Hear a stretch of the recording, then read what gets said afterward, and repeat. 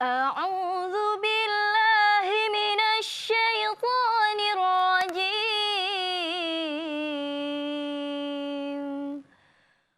ولهديناهم صراطا مستقيما ومن يطع الله والرسول فأولئك مع الذين أنعم الله عليهم من النبيين والصديقين والشهداء والصالحين وحسن أولئك رفيقا صدق الله العظيم. Aku berlindung kepada Allah dari godaan syaitan yang terkutuk. Dan siapa yang menaati Allah dan Rasul, maka mereka itu akan bersama diberikan nikmat oleh Allah, yaitu para nabi, para pecinta kebenaran, orang-orang yang mati syahid, dan orang-orang yang soleh. Mereka itulah sebaik-baik teman. Maha benar Allah dengan segala firman-Nya. Assalamualaikum warahmatullahi wabarakatuh. Innal hamdalillah nahmaduhu wa nasta'inuhu wa nastaghfiruh wa na'udzubillahi min syururi anfusina wa min sayyiati a'malina. Man yahdihillahu fala mudhillalah wa man yudlil fala hadiyalah. Asyhadu an la ilaha illallah wa asyhadu anna Muhammadan abduhu wa rasuluh la nabiyya ba'dah amma ba'du. Apa kabar pemirsa di rumah dimanapun Anda berada? Semoga pemirsa di rumah dalam keadaan sehat dan semoga pemirsa di rumah dalam lindungan Allah Subhanahu wa taala. Amin ya rabbal alamin. Senang sekali berjumpa lagi pada kesempatan kali ini bersama saya Mutia Rifa dalam acara Curahan Kolbu. Di sini kita mencurahkan isi hati, insya Allah tenang di hati. Pemirsa, pada hari ini juga kita kehadiran narasumber yang insya Allah akan mengisi selama sebentar lagi sebelum maghrib ya Pak Ustadz ya, yaitu Ustadz Abdul Karim yang sudah hadir di samping Mutia tentunya. Assalamualaikum Ustadz. Waalaikumsalam warahmatullahi wabarakatuh. Apa kabar Ustadz? Baik, alhamdulillah. Ya, keluarga juga baik ya Ustadz ya? Alhamdulillah. Alhamdulillah. Nah pemirsa di rumah, insya Allah sebelum kita memasuki tema kita pada hari ini, kita baiknya menyaksikan video tayangan berikut.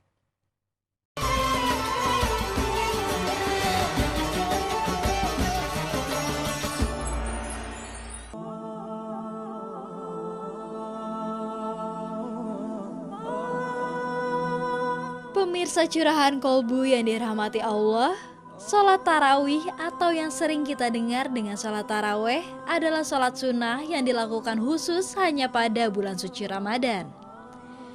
Waktu pelaksanaan sholat tarawih adalah sesudah ba'da sholat isya, biasanya dilakukan secara berjamaah. Dari Abu Hurairah, Rasulullah SAW bersabda, barang siapa melakukan qiyam Ramadan karena Allah dan mencari pahala, maka dosa-dosa yang telah lalu akan diampuni. Hadis riwayat Bukhari nomor 37 dan Muslim nomor 759. Yang dimaksud qiyam Ramadan adalah sholat tarawih sebagaimana yang dituturkan oleh An-Nawawi. Hadis ini memberitahukan bahwa sholat tarawih bisa menggugurkan dosa dengan syarat karena iman, yaitu membenarkan pahala yang dijanjikan oleh Allah dan mencari pahala dari Allah, bukan karena riya ataupun alasan lainnya. Dan apakah keutamaan sholat tarawih lainnya? Pemirsa Curahan Kolbu pada episode hari ini akan membahas keutamaan sholat tarawih.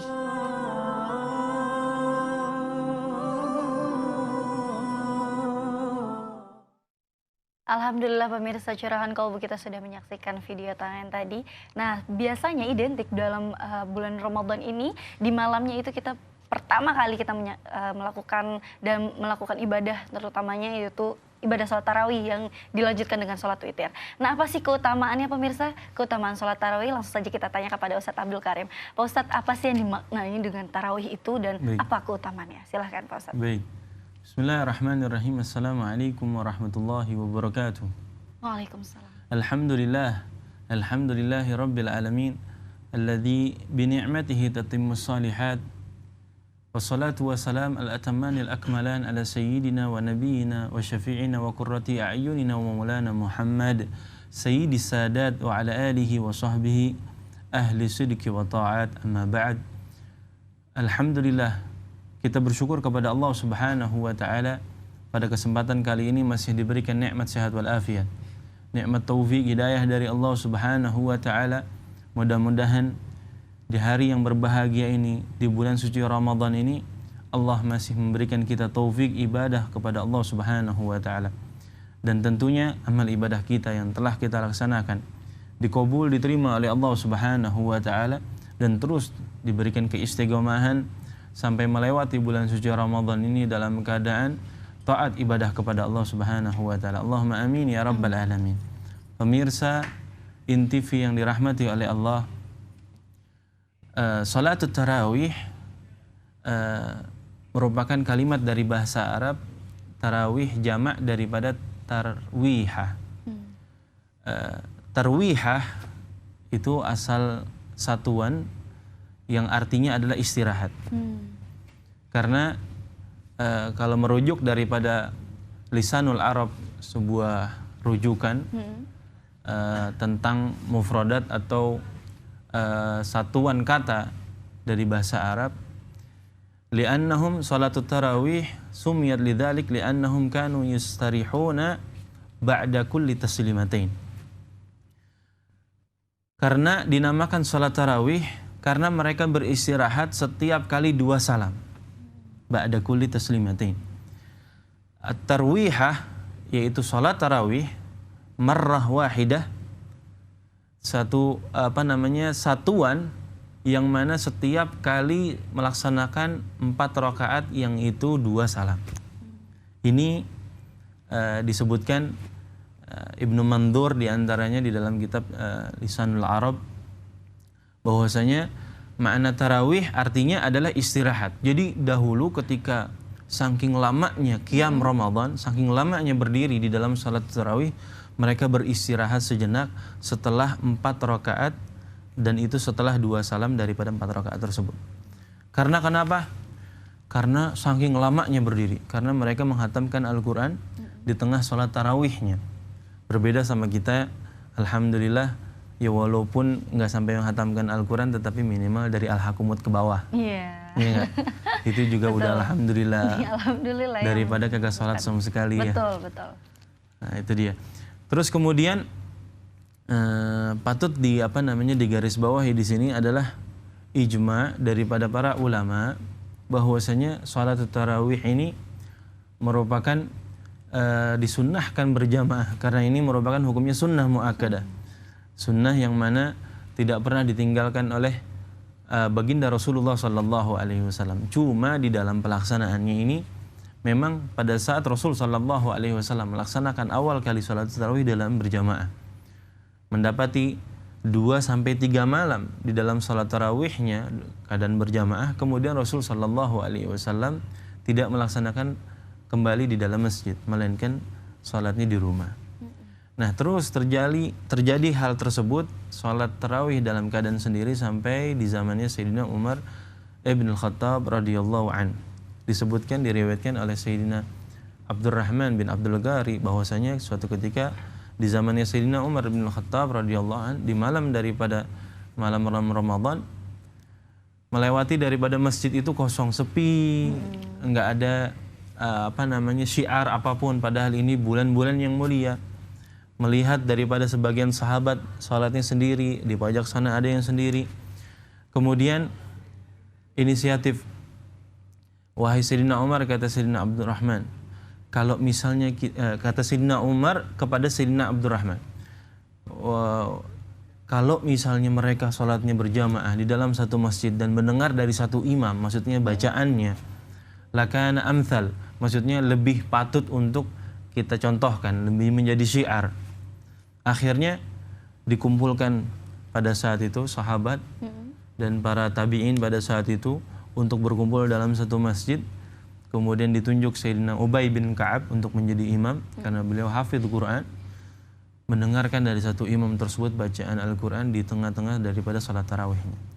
Sesudah melaksanakan berjalan beberapa hari, melihat keindahan dan rasa silaturahim yang terjalin di dalam salat tarawih tersebut dan menghatamkan Al-Quran di tengah daripada salat tarawih tersebut, nikmat yang sangat luar biasa. Sampai-sampai Sayyidina Umar bin Khattab radhiyallahu an berkata, ni'matul bid'atu hadhi. Inilah nikmat yang paling besar daripada nikmatnya bid'ah. Yang kita tahu bid'ah memang tidak dicontohkan oleh Rasul sallallahu alaihi wasallam. Akan tetapi bid'ah ini terbagi menjadi dua. Ada yang bid'ah hasanah, yang mana bid'ah hasanah tersebut asalnya rujukannya sesuai dengan Al-Quran dan Hadis. Dasar-dasar pokoknya. Seperti di dalam salat tarawih terdapat daripada silaturahim, salat berjamaah, tadarus Al-Quran. Masuk di dalam satu paket yang namanya salat tarawih. Nah ini dasarnya sama seperti di dalam Al-Quran dan Al-Hadis, maka termasuk daripada bid'ah, tetapi bid'ahnya hasanah. Makanya sebaik-baiknya bid'ah adalah ini dia, yaitu adalah salat tarawih secara berjamaah. Oke, jadi tarawih itu artinya dari kata tarawih istirahat. Betul. Dan hukumnya itu sunnah muakkad. Nanti kita akan lanjutkan pemirsa pembahasan tema mengenai keutamaan sholat tarawih. Jangan kemana-mana. Bagi Anda yang ingin bertanya melalui layanan telepon interaktif, Anda dapat menghubungi ke nomor 0216307303 atau SMS interaktif ke nomor 085781752616. Tetap di Curahan Kolbu. Di sini kita mencurahkan isi hati, insya Allah tenang di hati.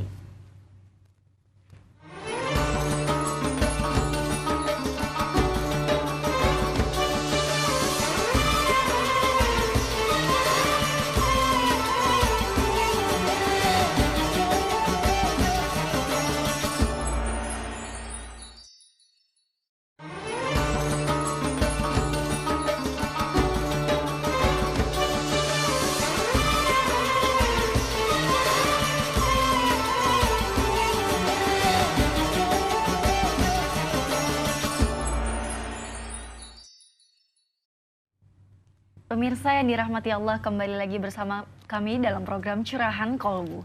Di sini kita mencurahkan isi hati, insya Allah tenang di hati. Terima kasih Anda masih setia bersama kami. Bagi Anda yang baru bergabung, tema kita pada hari ini yaitu keutamaan sholat tarawih. Bagi Anda yang ingin bertanya maupun curhat langsung bersama narasumber kita pada hari ini, Anda dapat menghubungi ke nomor 0216307303 atau SMS interaktif yang seperti biasanya nanti saya akan bacakan di akhir segmen ke nomor 085781752616. Anda juga dapat mention ke Twitter kami di @cekolbuin_tv. Nah, tadi sudah Ustadz menjelaskan makna tarawih ya, dari kata tarawih artinya istirahat dan sunnah muakkadah hukumnya. Justru dulu itu Rasul melaksanakannya sendiri, namun ketika zamannya Umar ya, sahabat Rasul, jadinya itu dan ada bid'ah, jadi terbagi menjadi bid'ah hasanah, dan itu termasuk ketika kita berjamaah bid'ah hasanah, betul ya? Betul. Yang tak jauh dari rujukannya Al-Quran dan As-Sunnah. Nah, bagaimana kelanjutannya, keutamaannya bagaimana Pak Ustadz? Silakan. Baik, menyambung daripada keutamaan daripada salat tarawih yang ini tadi disebutkan di dalam video di awal tadi, menginjak daripada hadis sahih Bukhari dan Muslim, man qama ramadhana imanan wa ihtisaban ghufira lahu ma taqaddama min dhanbi. Barang siapa yang qiyam Ramadan, yang melaksanakan menghidupkan malamnya dengan salat tarawih, terus kemudian Quran dan lain sebagainya. Kata ulama, makna qoma di sini ai salat tarawih. Pada hakikatnya qoma di sini apapun maknanya qiyam daripada ibadah, baik itu tilawatil Quran, sedekah, terus kemudian salatnya salat tarawih, witir dan lain sebagainya, masuk di dalam makna kategori qoma. Imanan, penuh dengan keimanan kepada Allah Subhanahu wa taala. Wahtisaban, berharap, ikhlas, murni karena Allah Subhanahu wa taala, tidak bukan yang lainnya. Ghufira lahu ma taqaddama min dzambi, akan diampuni dosanya yang telah lampau oleh Allah Subhanahu wa taala.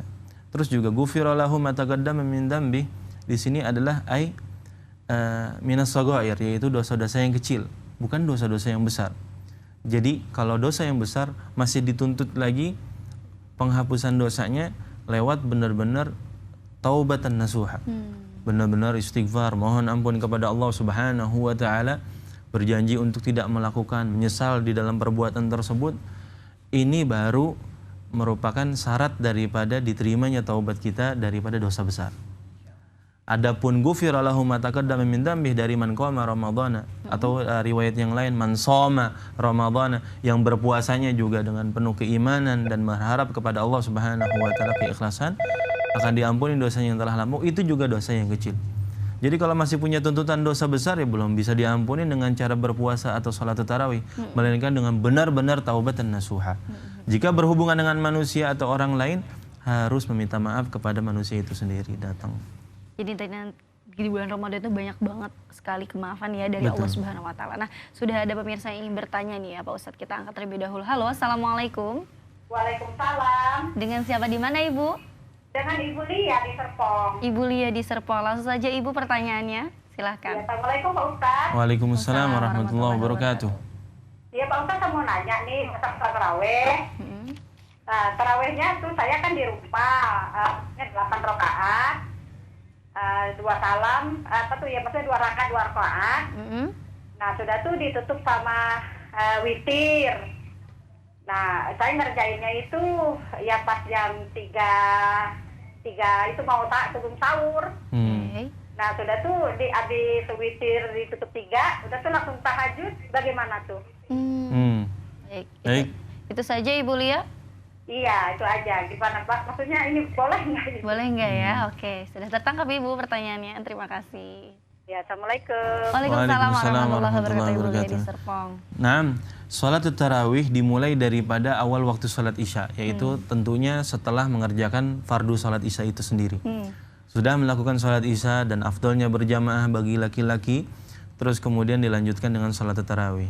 Tapi waktunya yamtad, alias manjang dia.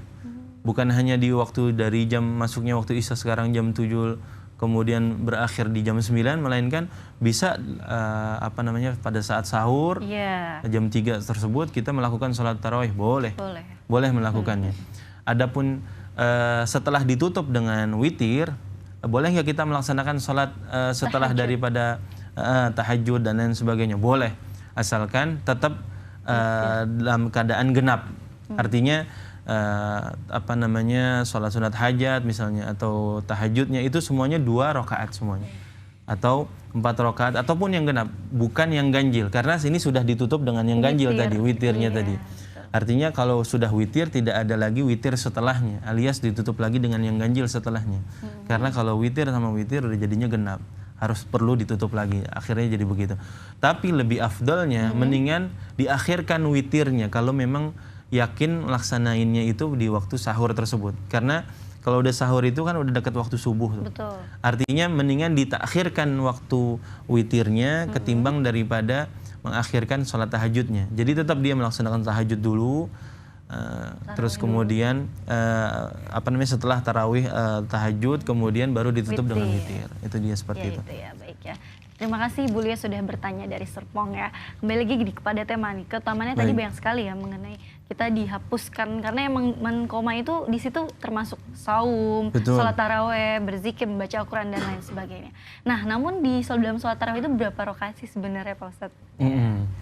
Nah, ijma' para ulama daripada madhabul arba'ah. Kalau dibilang madhabul arba'ah berarti yang 4. Yaitu madhab Abu Hanifah, kemudian Imam Malik, kemudian Imam Syafi'i, kemudian Imam Ahmad ibn Hanbal.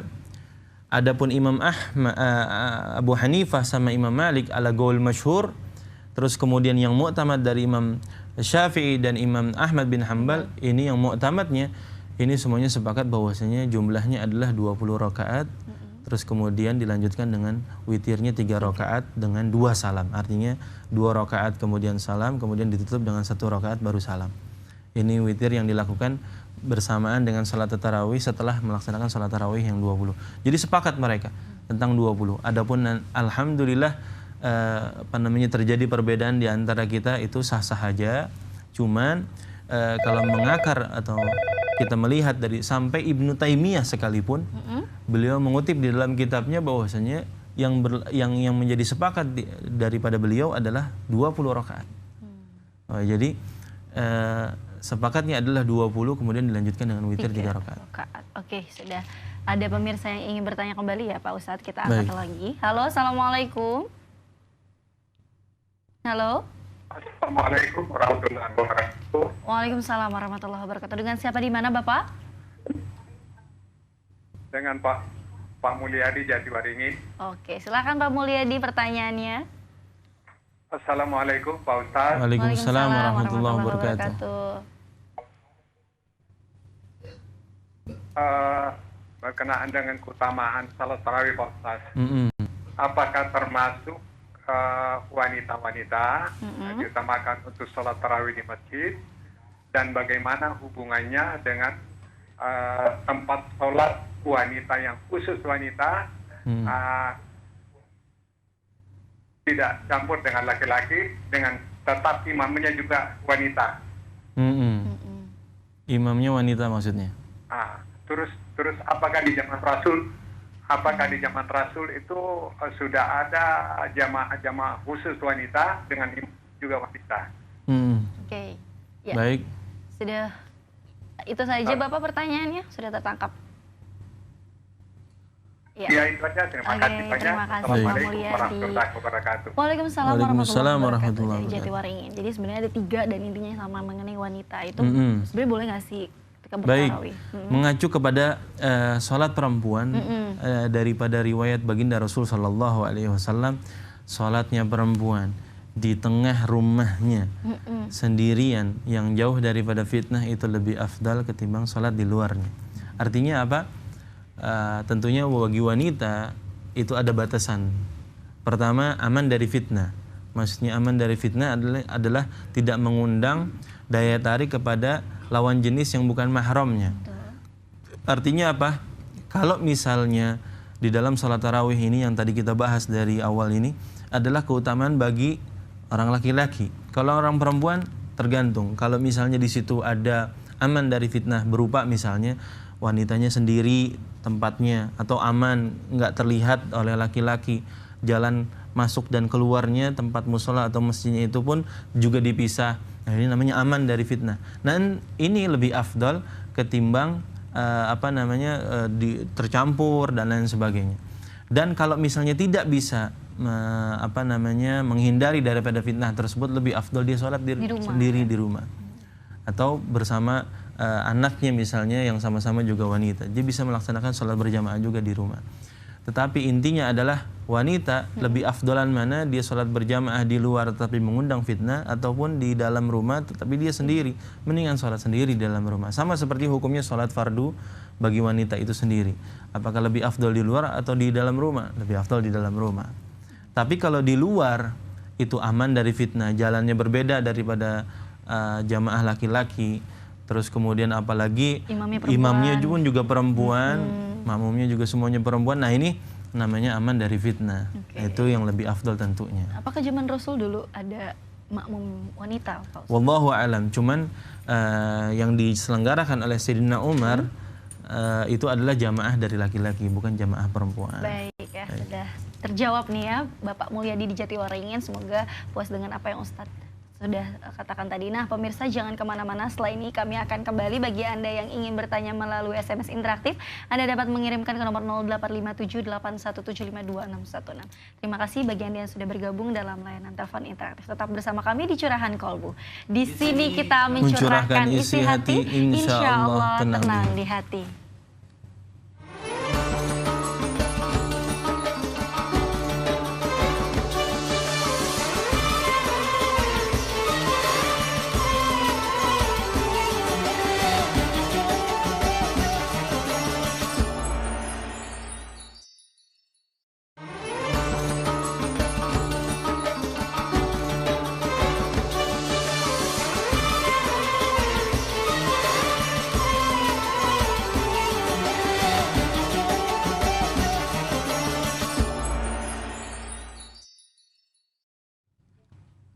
Kembali lagi bersama kami dalam program Curahan Kolbu.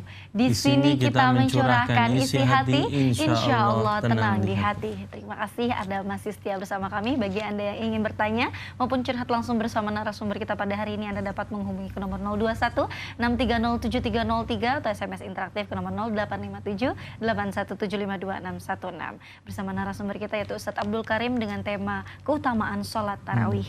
Nah, sembari kita menunggu pemirsa yang bertanya nih Pak Ustadz ya. Nah, bagaimana dengan fenomena sekarang nih Ustaz? Awal-awal kan ketika kita di sholat tarawih bulan puasa datang itu banyak sekali jemaah yang ada di masjid itu ya, dengan ramai, dan namun di pertengahan dan di akhir itu sering terjadi yang dinamakan 2 saf dan 1 saf malah. Itu bagaimana tanggapan Ustaz seperti itu? Iya, memang bisa itu karena terbiasa. Oke. Artinya kalau orang sudah terbiasa dengan senang untuk beribadah atau sabar di dalam ibadah. Jadi ibadah pun juga harus ada sabarnya. Sabar keistiqomahannya itu sudah terjaga dari awal-awal sebelum menyambut daripada bulan suci Ramadan. Sudah terbiasa dengan lewat salat sunat rawatibnya. Pasti dia pada saat datangnya bulan suci Ramadan, dia sudah tidak kaget lagi untuk melaksanakan 20 rakaat dalam satu waktu tersebut. Artinya sudah terbiasa dengan latihan salat rawatibnya. Makanya diambil, kenapa ijma'nya para ulama itu diambil daripada 20 rakaat? Karena itu mengambil daripada salat rawatib. Salat rawatib yang disunnahkan, yang hukumnya sunnah muakkadah itu 10 rakaat jumlahnya. 2 rakaat qobliyah subuh, qobliyah zuhur, ba'diyah zuhur, ba'diyah maghrib, dan ba'diyah isya. 10. Datangnya bulan suci Ramadan 2 kali lipat. Ini maknanya kenapa terkumpul jadi 20 rakaat. Karena ini bulan suci Ramadan dilipat gandakan pahalanya, maka 2 kali lipat juga untuk amalannya daripada rawatib gitu. Ya, semoga kita terus istiqomah ya Ustaz ya. Nah, sudah ada pemirsa yang bertanya, kita angkat terlebih dahulu nih ya. Halo, assalamualaikum. Halo. Ya, dengan siapa di mana? Halo.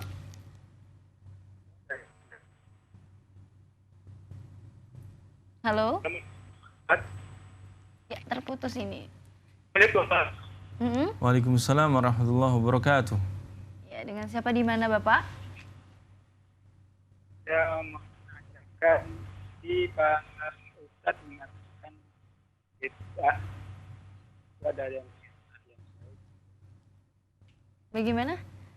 Yang seperti apa Ustadz mohon diberi contoh dolalah yang tidak baik. Ya, baik itu pikir dan setelah witir itu mohon dijelaskan. Zikir setelah witir. Kita dolal hasanah zikir dan doa witir. Assalamualaikum warahmatullahi wabarakatuh. Waalaikumsalam warahmatullahi wabarakatuh. Mungkin yang saya bisa tangkap adalah contoh daripada bid'ah dolalah, bid'ah yang menyesatkan, yaitu tentunya pertama amaliyah tersebut tidak dicontohkan oleh baginda Rasul. Itu yang pertama. Yang kedua, tidak ada juga dasar hukum yang merujuk daripada Al-Quran dan sunnah baginda Rasul SAW di dalam amaliyah tersebut. Contoh misalnya, ini sering nih kita nih, ketika kita habis sholat nih misalnya, terus kemudian kita sujud. Oh iya. Sujud aja begitu, doa tapi dalam keadaan sujud. Ini nggak dicontohkan oleh Rasul SAW. Adapun kalau pengen sujud yang khusus namanya sujud syukur, ada caranya. Didahului dengan takbiratul ihram, niatnya nawaitu sujud dan syukri lillahi ta'ala, kemudian sujud. Bacaannya juga Allahumma laka sajadtu wa bika amantu wa laka aslamtu sajadu wajhi alladhi, terus sampai akhir daripada doa sujud syukur. Kemudian bangun daripada sujud syukur tersebut, assalamualaikum, ada caranya. Tapi kalau ujuk-ujuk, mohon maaf, langsung sujud begitu terus kita doa, itu kalau kita mau doa sekalian di tengah-tengah daripada sujud terakhir di sholat sunnah kita. Tapi kalau terpisah, nggak diawali dengan takbiratul ihram, nggak diakhiri dengan salam, itu namanya bukan sujud. Nah, ini salah satu bentuk contoh yang itu adalah bid'ah yang nggak ada dasarnya daripada Al-Quran. Terus kemudian yang kedua, banyaklah sekarang contoh yang bid'ah dolalah. Contohnya misalnya suatu amalan yang nggak emang dicontoh oleh baginda Rasul Sallallahu Alaihi Wasallam. Adapun yang alhamdulillah yang sekarang ini kita lakukan, ini kalau dirujuk di dalam contoh misalnya Al-Quranul Karim, ini termasuk bid'ah yang hasanah. Dan paling nikmatnya adalah nikmat bid'ah adalah bid'ahnya Al-Quranul Karim. Di zaman Rasul kalau kita lihat nggak ada Al-Quran mushaf seperti ini. Melainkan semuanya terjaga di dalam hatinya para sahabat, terhafal di dalam hatinya para sahabat. Terus kemudian ada yang sebagian di antara mereka yang menuliskan di tulang belulang, terus kemudian ada yang tulis di pohon, bahkan ada yang di tembok dan lain sebagainya. Akhirnya sehingga penuhlah rumah tersebut dengan tulang belulang dan potongan kayu yang bertuliskan ayat suci Al-Qur'an Karim. Barulah pada saat itu terinisiatif di antara para sahabat, gimana kalau kita kumpulkan, ditulis dalam satu mushaf, ditulis dalam satu buku itu. Dan itu pun terjadi bukan di zamannya Rasul. Terkumpul diawali dalam surat Al-Fatihah, terus kemudian habis surat Al-Fatihah, surat Al-Baqarah, diakhiri dengan surat An-Nas, isi Al-Quran itu pun juga bukan di zamannya Rasul. Jadi Al-Quran ini bid'ah, tapi bid'ah yang hasanah. Nah, bid'ah dolalah diantaranya menghiasi masjid tanpa mengisi dalam bentuk syiarnya. Kita banyak berlomba-lomba, masjidnya dikasih lampu yang bagus, ukiran yang bagus, keramiknya pun juga yang bagus. Cuman isi daripada syiar di dalam masjid tersebut tidak diisi. Jamaahnya malah mungkin kurang. Masjidnya bagus tetapi jamaahnya berkurang. Nah, ini termasuk bid'ah dolal. Karena kita dituntut oleh Allah Subhanahu wa taala mensyiarkan isi di dalam masjid, bukan bangunan masjid. Nah, itu termasuk bid'ah dolal. Terus kemudian yang kedua, tadi kalau nggak salah ada bacaan zikir setelah salat witir. Itu banyak riwayatnya, di antaranya adalah Subhanal Malikil Quddus, Subhanal Malikil Quddus, Subhanal Malikil Quddus, Subhana Al-Malikil bil Izzi wal Jabarut, dan seterusnya. Subhanallah walhamdulillah wala ilaha illallah Allahu akbar. Kemudian doa tergantung daripada apa yang kita inginkan. Itu dia.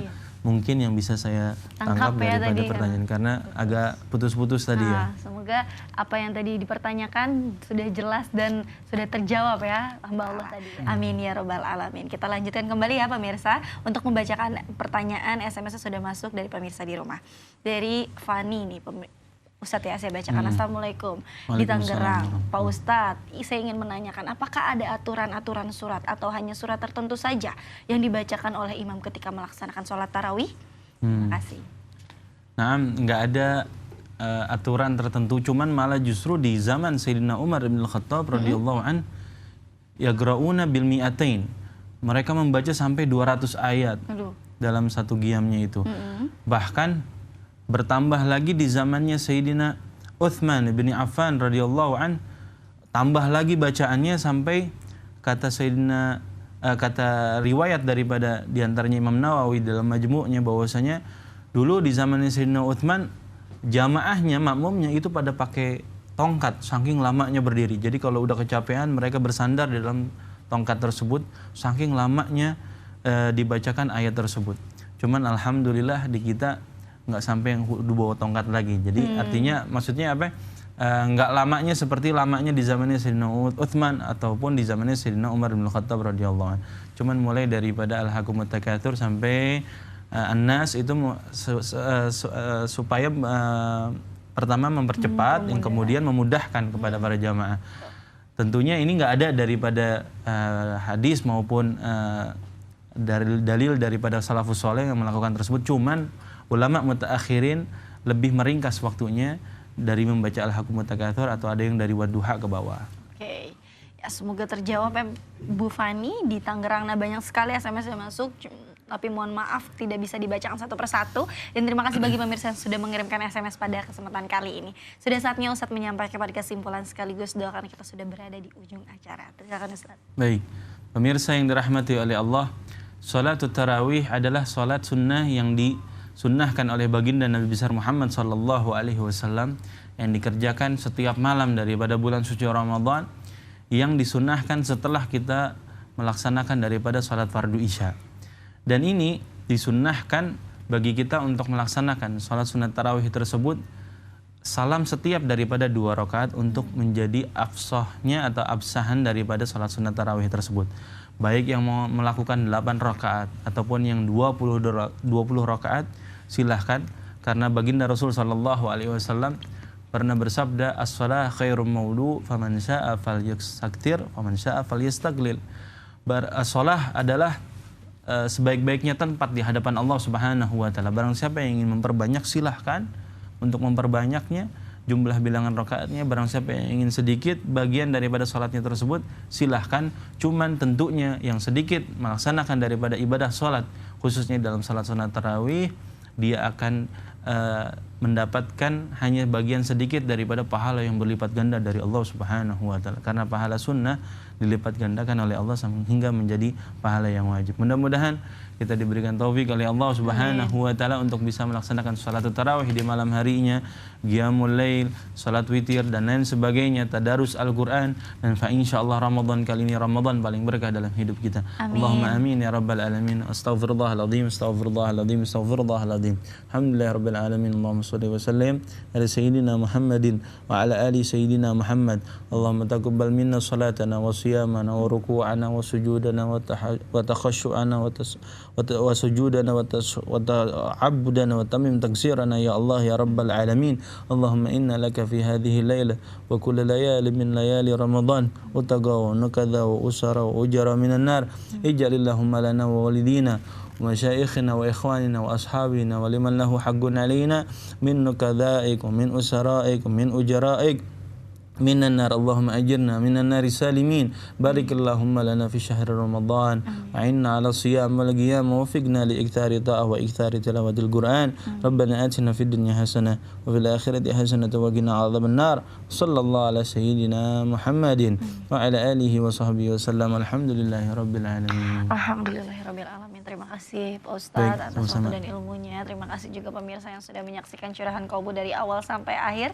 Jangan lupa besok ada tablik akbar Curahan Kolbu hari Sabtu besok jam 16.30 waktu Indonesia Barat, bertempat di Masjid Nurul Yakin, Jalan Anggrek Veteran, Jakarta Selatan. Bagi Anda yang ingin bergabung dan ikut bersama kami live, silakan bergabung dan besok kita tunggu ya pemirsa. Dan jangan lupa pemirsa di rumah yang tidak sempat untuk datang, saksikan terus Curahan Kolbu dari hari Senin sampai Jumat di jam yang sama. Saya Mutia Arifah, Ustadz Abdul Karim berstakur yang bertugas pamit undur diri. Wassalamualaikum warahmatullahi wabarakatuh.